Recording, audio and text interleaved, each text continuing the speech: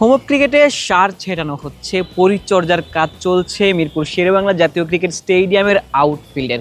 শুধু আউটফিল্ড নয়, এই উইকেটের যত সমালোচনা হয়েছে সেই সমালোচনার মুখে পড়েই বিসিবি এই উইকেটের পরিবর্তন ঘটাতে চাচ্ছে। শুধু তাই নয়, গামিনী ডিসিলভা যার লম্বা সময়ের ক্যারিয়ার বাংলাদেশ ক্রিকেটের সাথে, তারও তার দায়িত্বের অবসান ঘটতে চলেছে। গুঞ্জন রয়েছে আগামীকাল সকালের ফ্লাইটেই গামিনী তার দেশে ফিরে যাচ্ছেন।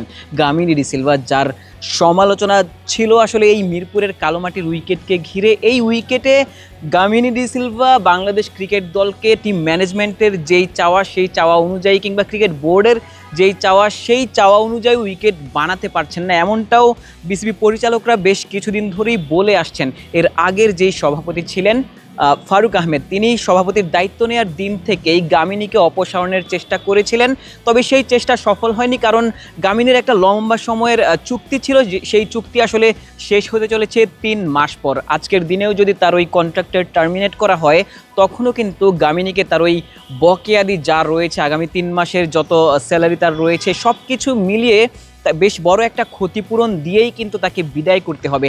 তবে তিনি যে বিদায় নিচ্ছেন কিংবা তার দায়িত্ব থেকে অপসারণ তাকে অব্যাহতি তাকে দেওয়া হচ্ছে, সেটি কিন্তু নিশ্চিত, কারণ আরও একজন পিচ কিউরেটর টনি হ্যামিং, তিনি কিন্তু ইতিমধ্যেই বাংলাদেশে চলে এসেছেন। গতকাল মধ্যরাতে তিনি বাংলাদেশের মাটিতে পা রেখেছেন। এর আগেও তিনি বিসিবির সাথে কাজ করেছেন। সিলেট ইন্টারন্যাশনাল ক্রিকেট স্টেডিয়ামের দায়িত্বে তিনি ছিলেন এবং সেখানটাতে বেশ ভালো কাজ তিনি করেছেন।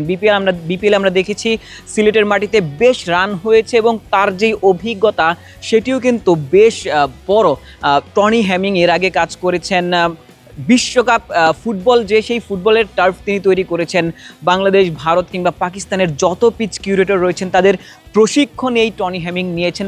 এক্সট্রিম মশার কয়েল প্ল্যান্ট ফাইবার দিয়ে তৈরি, তাই সহজে ভাঙে না, সুগন্ধিযুক্ত ও নিরবিচ্ছিন্নভাবে জ্বলে। ডেঙ্গু, চিকুনগুনিয়া বাহি সহ যে কোনো মশার বিরুদ্ধে দেয় এক্সট্রিম সুরক্ষা।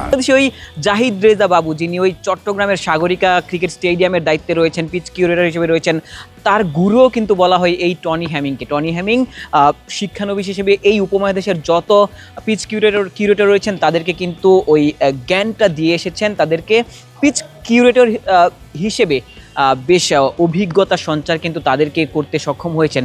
সেই টনি হ্যামিংকে আবারও ফেরানো হয়েছে। যদিও টনি হ্যামিং যখন ফিরে গিয়েছিলেন, দায়িত্ব থেকে তাকে যখন সরানো হয়েছিল, তখন কিন্তু বেশ সুখস্মৃতি নিয়ে তিনি ফেরেননি। তিনি বেশ আক্ষেপের সুরেই গণমাধ্যমকে ইন্টারভিউ দিয়ে তিনি বলেছিলেন যে এখানে আসলে কাজ করার সুযোগ কম।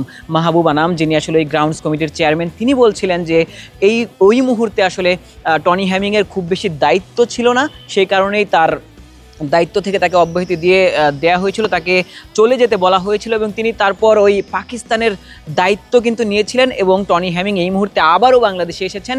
এই মিরপুরের কিংবা যতগুলো আসলে পিচ কিউরেটর রয়েছেন বাংলাদেশে, সবাইকে আরও একবার শেখাবেন।